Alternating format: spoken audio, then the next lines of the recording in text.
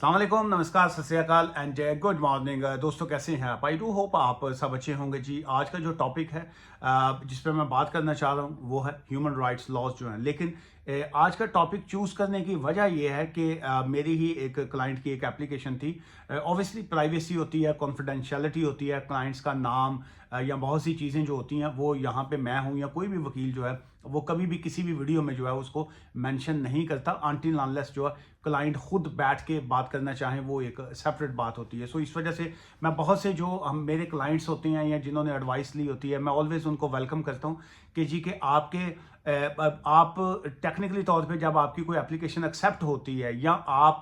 की एप्लीकेशन की रिफ्यूज़ल जब आती है, तो अगर आप अपना जो शेयर करना चाहते हैं, नॉलेज शेयर करना चाहते हो, so you are most welcome कि आप मेरे साथ बैठ के वीडियो बना सकते होते हैं ताकि बहुत से लोगों को जो है वो अवेयरनेस मिलती है, नॉलेज मिलता है। सो आज की वीडियो का टॉपिक भी यही है, ह्यूमन राइट्स की मेडिकल ग्राउंड जो है, और इसको चूज़ करने की वजह भी यही है कि मेरे क्लाइंट से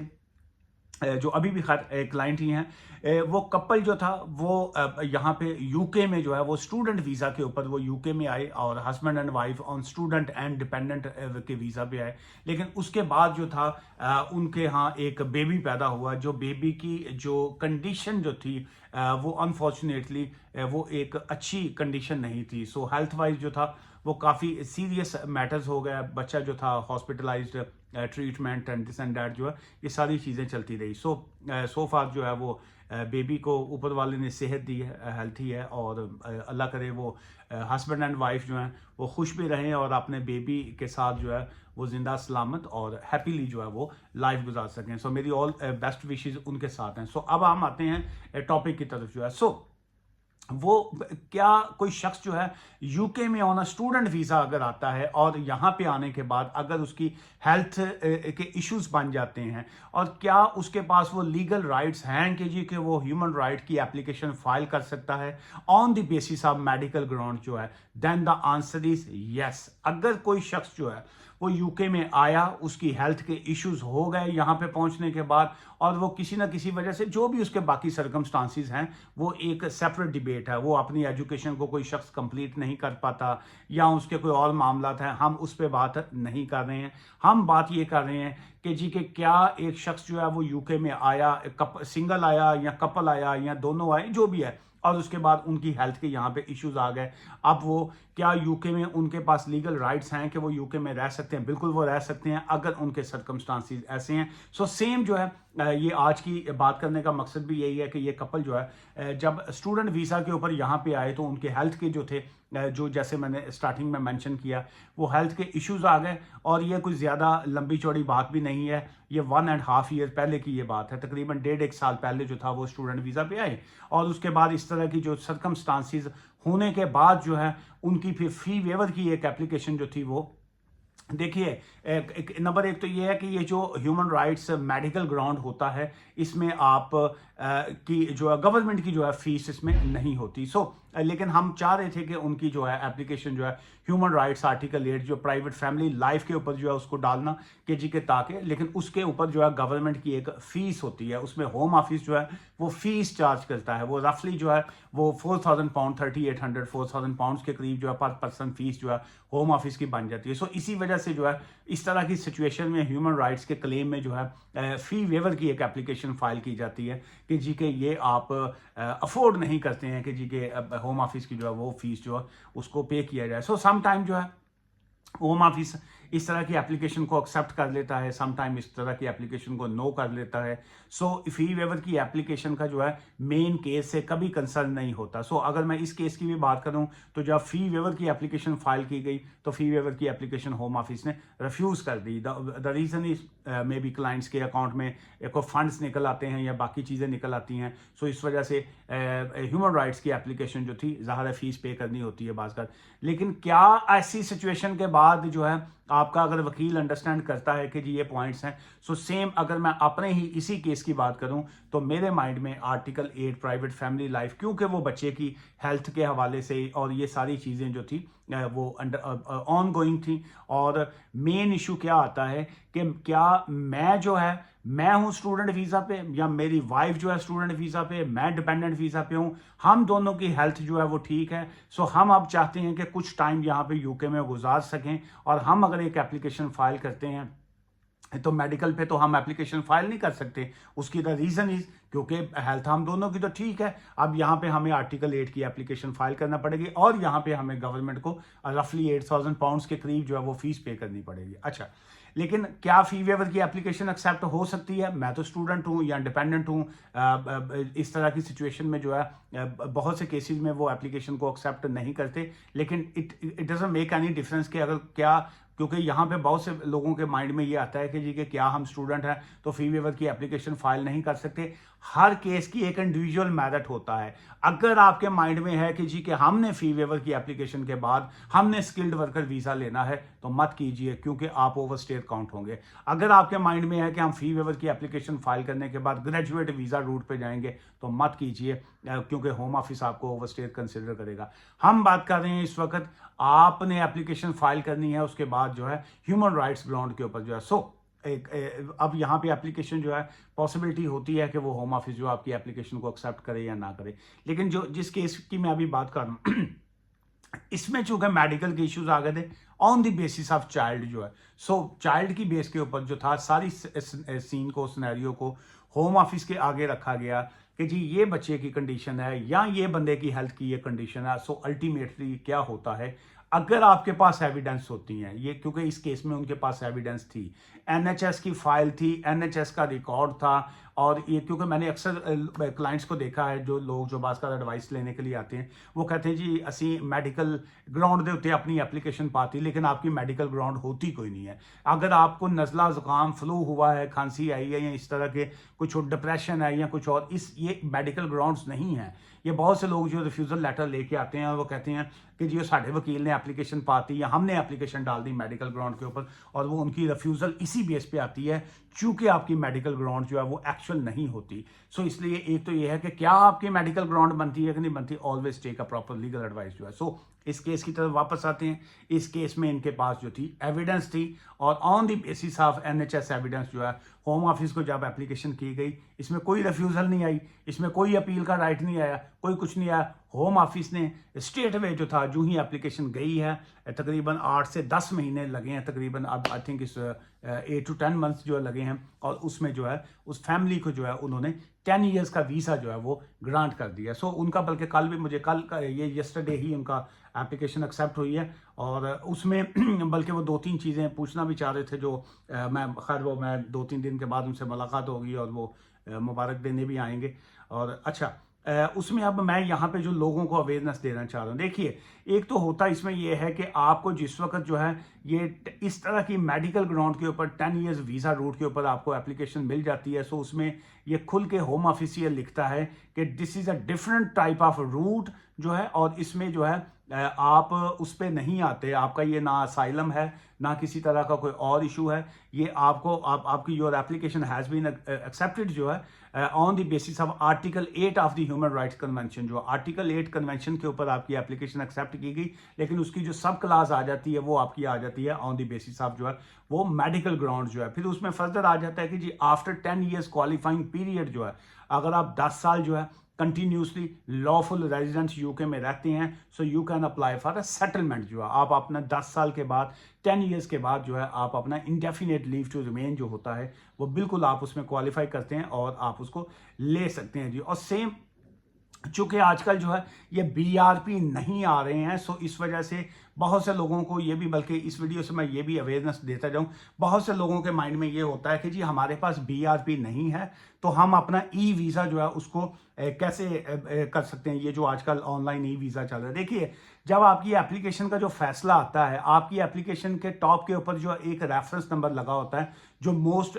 तकरीबन सभी लोगों का जो है वो 1212 से स्टार्ट होता है। सो वो वाला जो उसको कहते हैं यूएएन नंबर जो है, वो यूएएन नंबर जो है वो आप अपनी एप्लीकेशन में फॉर ई वीज़ा एप्लीकेशन में जो है आप उसको ऐड करके अपने डिटेल्स जो है उसमें ऐड करके आप अपनी एप्लीकेशन को ई वीज़ा के लिए कनेक्ट कर सकते होते हैं।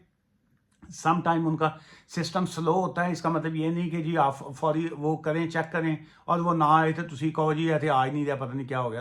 उसको बार बार बाज का ट्राई करना पड़ता है, बाज का सिस्टम उनका डाउन होता है, लेकिन और कोई ऑप्शन भी नहीं होता। या आपके पास अगर वैलिड बीआरपी हो तो उससे आप कनेक्ट होते हैं, या आपके पास पासपोर्ट हो तो उससे कनेक्ट होते हैं। अगर आपके पास दोनों चीज़ें नहीं हैं, चूंकि आपका पासपोर्ट जो है वो आपने सबमिट किया होता है होम ऑफिस को, जो है चाहे वो असाइलम केस हो या आपका ह्यूमन राइट्स केस हो, वो पासपोर्ट आपका उनके पास होता है और आपके पास एक ही ऑप्शन बचता है, आप यूएएन नंबर के ऊपर जो है उसको यूएएन नंबर डालेंगे इंस्टेड ऑफ बीआरपी या पासपोर्ट की जगह के ऊपर। और सेकंड आप अपना obviously name, date of birth, बाकी चीज़ें जो है वो वैसे ही डालते हैं, वैसे ही सेल्फी लेते हैं, सारा काम जो है वैसे ही करते हैं। और इस तरह की एप्लीकेशन में होता क्या है, ये जो क्वेश्चन इसमें एक आ जाता है कि हम अपने पासपोर्ट या डॉक्यूमेंट्स जो हैं वो कब हमें वापस आएंगे। सो नॉर्मली जिस दिन होम ऑफिस आपके केस का फैसला कर देता है, जिस दिन फैसला आ जाता है, उसके बाद उनकी कोशिश होती है